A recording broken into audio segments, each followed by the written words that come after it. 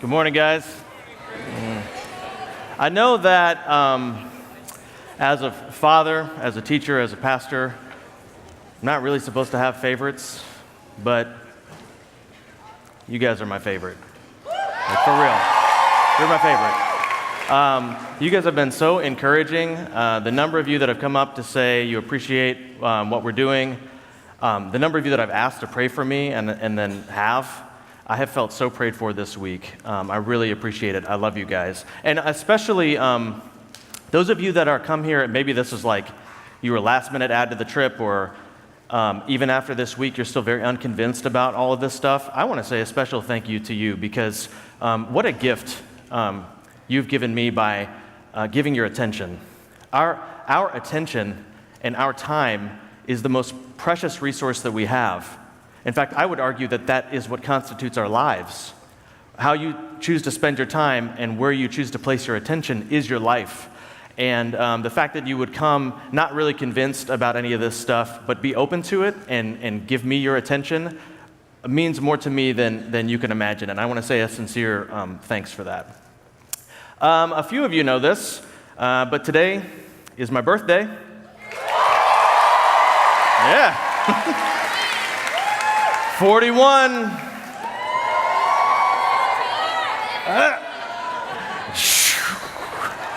Over the hill and picking up speed. So I started to feel like I wanted to do something a little strange for me, for my birthday yesterday. And I was like, nah. And then I did it. Those of you who took my top 3 this year or maybe last year, you know that I've been on a very extended social media fast. Now, almost 2 years, I ghosted the entire internet. And yesterday, I went and opened a Twitter account. Now, I know you young whippersnappers, a lot of you aren't on Twitter anymore. I'm sorry, I'm not going to snap. It's not happening. Maybe I'll reopen my Instagram account a little bit later. But I also need to say, no promises. I might also pull down my Twitter account in a week. I might get a week into it and say, too soon. So I'm not making any promises about how active I'm going to be or what I'm going to post, but it is there. Can you believe my original handle is still available? At Chris Travis NYC. I currently have 0 followers and 0 tweets. So there's nothing there. But if you would like to follow nothing, at Chris Travis NYC. I can't even guarantee, maybe I'll tweet something later today, but I will say this. This is kind of what I was thinking about yesterday. My thing this week is I feel like I need to get better at like really praying for other people and really praying for real people. And if you follow that account for however long I can bear to have it up, I will pray for you. I don't say that lightly. I will pray for you. Okay, let's get into the Word. Can I tell you guys a secret? Not that kind of secret. Don't get excited. I'm talking about a trade secret. I'm talking about some proprietary knowledge type stuff. I would like to share with you the secret cure for nervousness. If nervousness were a poison, there is an antidote, and I would like to share it with you. And this is important because everybody experiences anxiety, nervousness, fear at some times. In a room this large, there's a good chance some of you are experiencing some low-grade social anxiety right now. And if not now, it's coming. We know it's coming. Some of you are nervous about what you are going to face when you go home tomorrow or late tonight or whenever you go home, the things that are unresolved that you have to face. Some of you are going to new ventures next year, going to new schools next year, and you don't know who your roommate's going to be, what your professors are going to be like, how big your workload is going to be, who you're going to plug in with, what's going to happen to you, and there's all these things to be anxious about. Maybe it will come to you when you first sit across the table for your first job interview that you really care about and you really want it, and you'll start to get that anxiety about whether you do a good job and whether they like you. Maybe for some of you, you're going to get your shot. It's going to happen. The ball is going to be in your hand, and everybody's eyes are going to be on you. Or the spotlight is going to be on you, and everyone's eyes are going to be on you, and you're going to experience some nervousness about that. And certainly, if you want to follow Jesus, you're going to feel anxious. I mean, if you try to put yourself out there to invite somebody along, to share your faith with somebody? I mean, what if they ask a question you don't know the answer to? What if you fumble? What if you say it wrong? What if you say something that isn't even true? What if you mess it up? I mean, there's all these reasons to be anxious. Anxiety is a part of life. If you're not feeling anxious now, you are going through different parts of your life, but I want you to know that there is a cure. Now, this is some top secret proprietary knowledge type stuff. I have to deal with anxiety a lot because I do stuff like this. And even after all these years, it doesn't matter whether I'm getting up in front of a new class of fifth graders in the inner city school where I teach or a crowd like this. I start to get anxious. I start to get nervous. I start to wonder, am I going to do a good job? Am I going to mess up? Am I going to trip over a cord and fall off the stage? Will I become a meme? It could happen. Will I forget what I was going to say? Will I totally blank out? You know that happened to me once? The first time I ever got up in front of a crowd of people, a buddy of mine was preaching at a campus ministry, and he had invited me to come along. He wanted me to share a little testimony as part of his message, 5 minutes, in front of a crowd of about 300 really, in my eyes, really hip college students. I was about their age then, a little younger. And in front of them, I completely blanked out. I totally forgot what I was going to say. I forgot what my name was, or what planet I was on. And it was as awkward as that sounds. What if that happens? What if I say something inappropriate?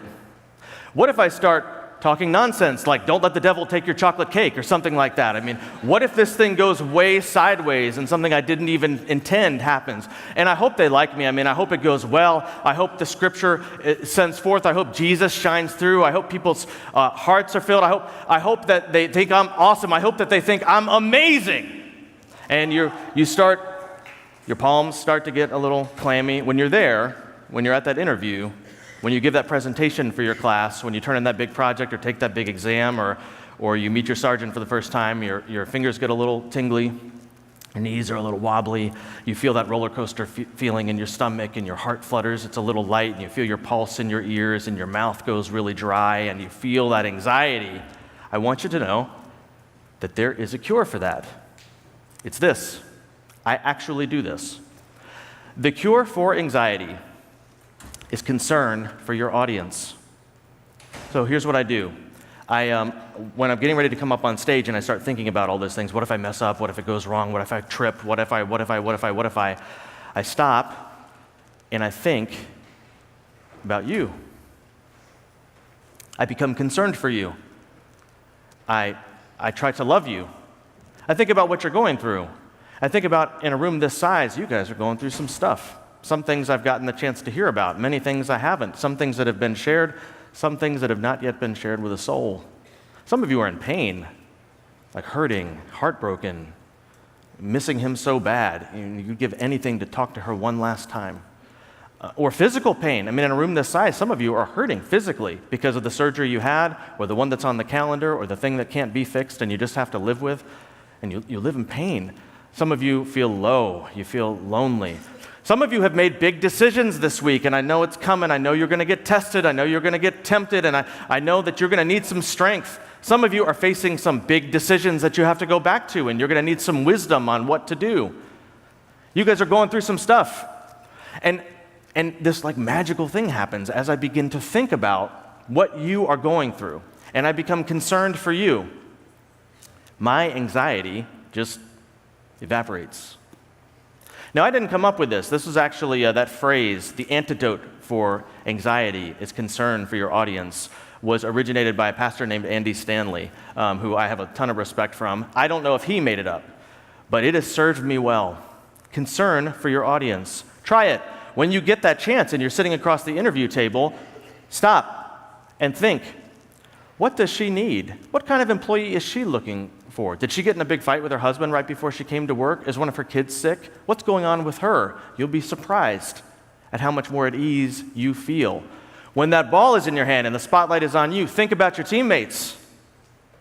What would make us all gather together? Is there somebody else that could shine? How could I make the whole team lift up? How could I rise up the whole team? When you get your chance and you're in the spotlight, become concerned for your audience. When you're thinking about sharing your faith with that other guy, that other girl, Think about what they're going through. Think about what they need. And I'm telling you, it is like magic. Your anxiety disappears. It's almost as if there isn't enough room in my own mind to be concerned for other people and concerned for myself at the same time.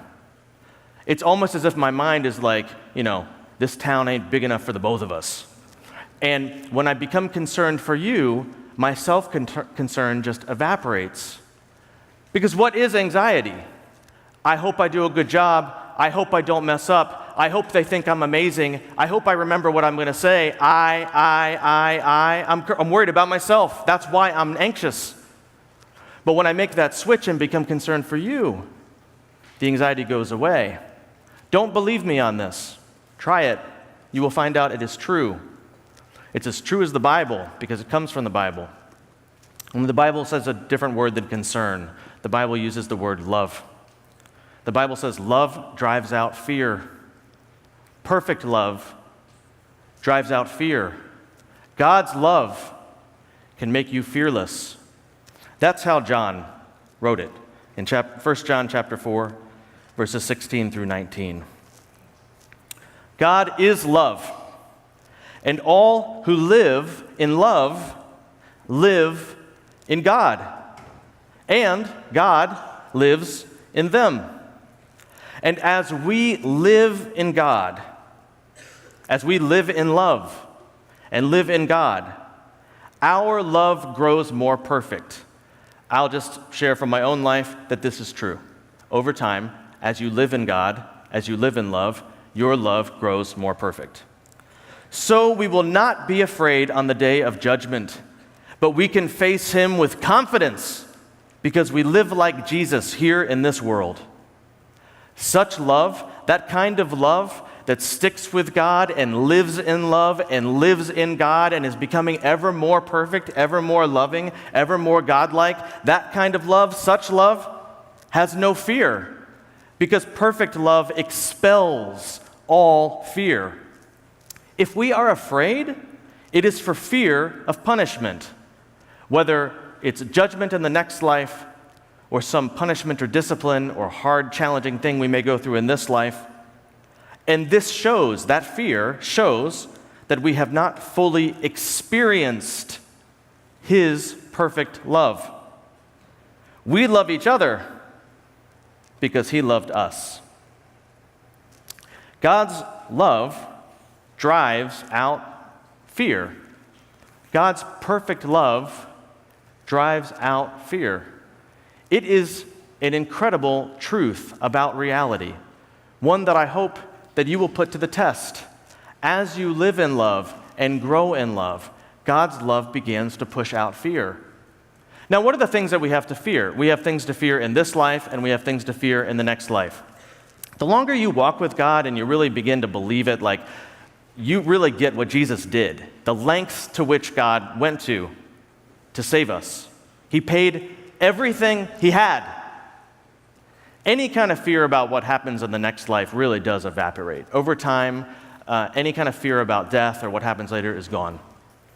And the longer you walk with God and you start to realize that his promise to always be with us, his Holy Spirit's presence with us to give us what we need when we need it, not before we need it, but when we need it, is true.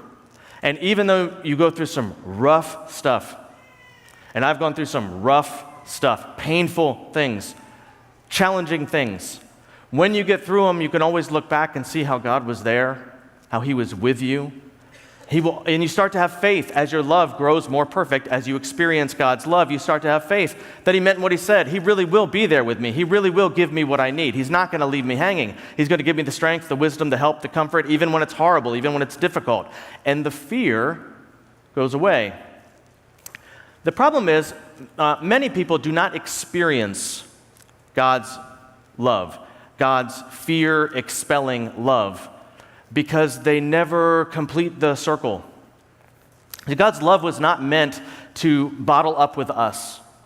God's love was not meant to just be poured into us and sit there.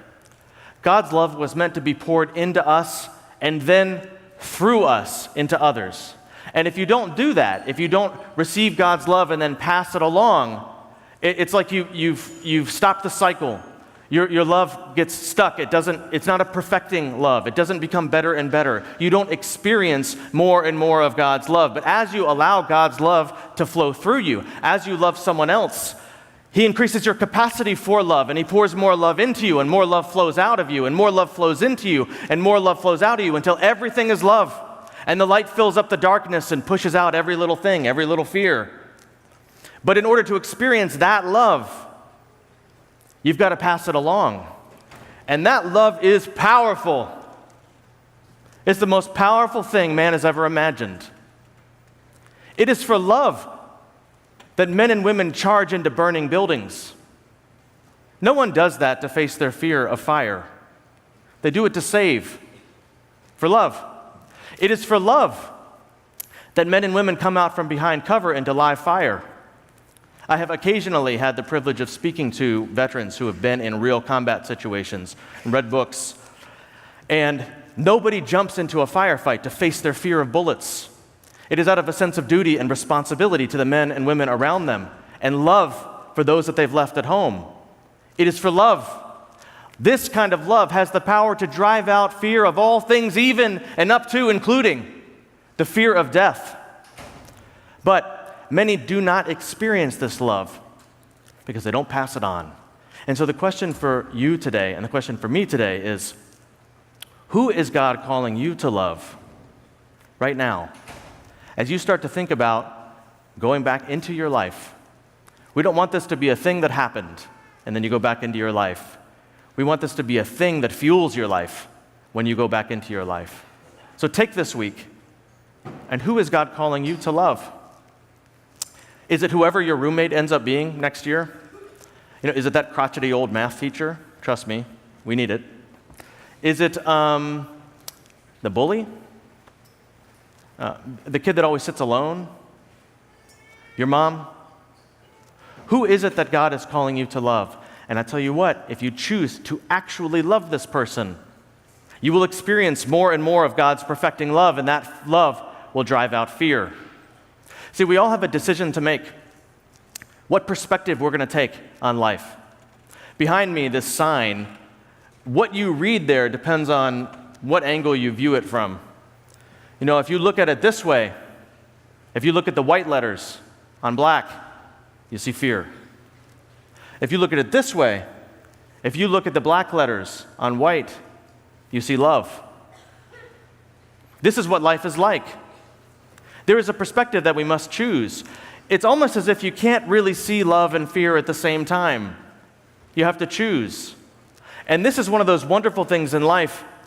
It's a perspective that you can change instantly.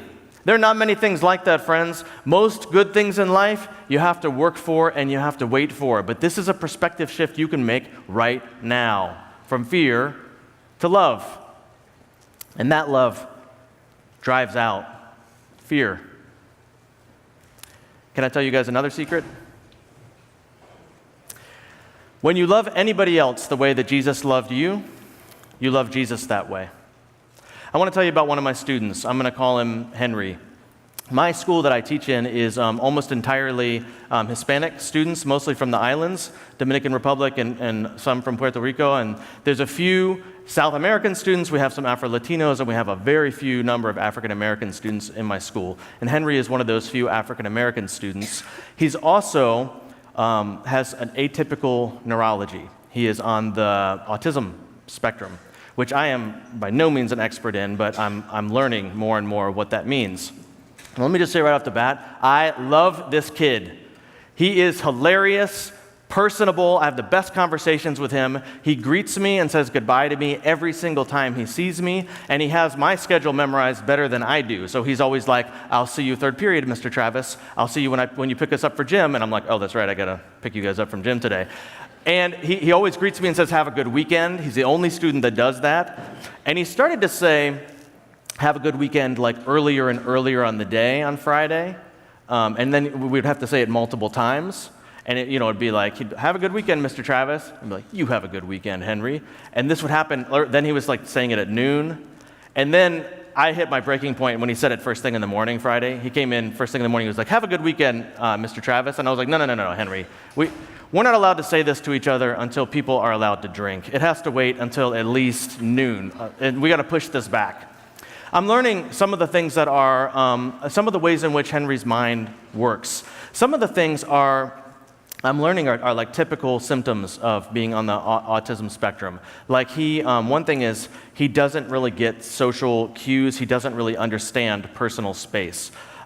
So he has a real personal space issue. I mean, he gets right up on me. And I mean like right up on me. And at weird times, like when I'm lecturing class, because the tip of his pencil broke, he will get out of his seat, walk right in the front of the class, and get right up on me. And I mean on my leg.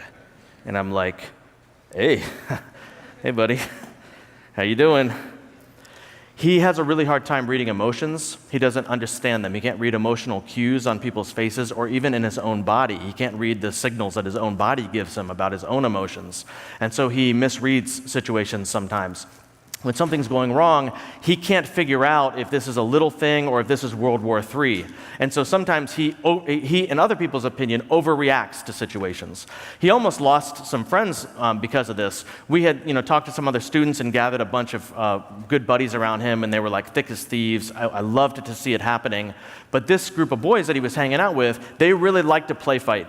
They really liked to horse around and shadow box and whatever, and Henry hates physical violence. He is like the gentlest kid that you could ever meet.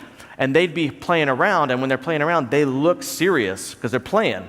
They look angry, and Henry was misreading it. He thought they were trying to kill each other. And so he was flipping out. He was like raging at them, trying to get them to break up, and they thought he was way overreacting and being a pill, and he's distraught and sometimes crying because of how mean they're being to one another. And so we got together and we talked this out, and we tried to help them understand one another. And I told the other kids, I was like, look, the way Henry's brain works, he cannot tell that you're playing. He thinks that you are really in a bad situation. And I don't know about you, but that's the kind of friend that I want. I want a friend that if I'm in some kind of bad situation, he's going to jump in and get my back. And they kind of got that. And then I said to Henry, but the deal is with you, Henry, you can't tell that they're just playing. They look serious, and I know it's hard for you to grasp, but they're just playing. So what we decided to do was to come up with a code word that would mean, everything's fine, Henry, we're just playing. They picked the word SpongeBob. Their choice. So now, when they're horsing around, Henry starts getting real hyped. They say SpongeBob, and Henry still doesn't like it because he just hates the whole thing. But they say SpongeBob, and he's like, okay. So, all of that to help you understand this story. One day, I'm coming out of my building to go get a bite to eat from the bodega. I've got like 20 minutes because I just barely finished cleaning up my classroom. Any teachers or former teachers, you know how that goes. I finally got the kids out of my room and got cleaned up and got it turned over, and I've got like 20 minutes to get some food. And I pass a bunch of my students on the way out the building, say hi to them. They're coming back from recess. We use a park that's about a block away for recess. And I get out of the door, and Henry is there on the sidewalk, and there's a teacher standing a few feet away, doesn't know what to do with him, and he is a mess. When I first saw him, I thought someone had hit him in the face with a water balloon. His face was so covered, I mean glistening, with tears and snot bubbles, because he was in full-out Hulk mode. When he can't figure out how serious something is, sometimes he just rages. Again, not a violent bone in his body, but if you didn't know him, I mean, he gets super furious. And I spend a lot of time talking him off ledges, so I see what's going on here. And I got to be honest with you, my first impulse was to just kind of like, okay, I need to get some food. But the thing is, I truly like this kid. I love this kid. And I don't like to see him like that. So I was like, all right, let me see. I don't know what I'm doing, but let me see if I can help. And I pulled up, and I'm trying to figure out what's going on, and he's very hard to understand. When he's raging like this, I mean, he's just very like, I'm trying to figure out what's going on with him, and he's saying something about, he overheard some kid at recess. We'll call him Francis G. from class 503. he overheard Francis G. from 503 say that Christmas isn't real. And I mean, he was super distraught. It's my favorite holiday, and if I don't get my presents, and if my mom doesn't, I mean, he's like in another world raging about this. So I know I gotta like short circuit this track in his mind. So I jump in there and I'm like, whoa, yo, Henry. First off, Christmas is as real as it gets. Now, if we're talking about Santa, here's what you need to know about Santa. He's black. That's the real Santa. That's why you hardly ever see the black Santa. Every mall in America has a white imposter Santa, but if you want to see the real Santa, you've got to come to Harlem. It's the truth. Now, I didn't actually say that part. These are the things that I say in my mind to entertain myself. What I actually said to Henry was, look, hey, wait. So Henry G. from 503 said there's no Christmas. And he's like, yes, and he starts to rage. I'm like, wait. Does your mother listen to Francis G. from 503? No. Is your mother going to say, you know what, we were going to have Christmas, but Francis G. from 503 said Christmas isn't real, so we're going to call it off? No. Is your mother going to say, we bought all these presents, but Francis G. from 503 says Christmas isn't real, so now we're going to have to call it off? No, she will not. Does Francis G. from 503 have powers? No, he does not. Does his word become reality? No, it does not. Well, Henry, I'm pretty sure you're going to have Christmas. Well, okay. And he went back inside, and I went and bought my sandwich, and that's the end of that story. Now, I share that not because that was particularly special, because I really don't think there was anything extraordinary about that. I mean, in the one sense, moments like that are the most extraordinary things that happen in life. But in another sense, there's nothing special or unusual about somebody helping a kid, about somebody helping an autistic kid process life. Thousands of people do that every year. But on the other hand, there was something special going on there, something that I would even say was miraculous, but I don't think you could have seen it unless you knew me before. Here's what it was. I was enjoying myself. And if you knew me before, you would call that nothing less than a miracle. Love. It has the power to drive out fear, spit, tears, snot, every negative thing, until it fills everything with love, like light filling the darkness, and all is love. Don't you wish that there was some way that we could say thank you to Jesus for what he did? Well, there is. Love anyone the way that Jesus has loved you, and you have done it for him. I love each and every one of you. God bless you in the name of the one who loved us first.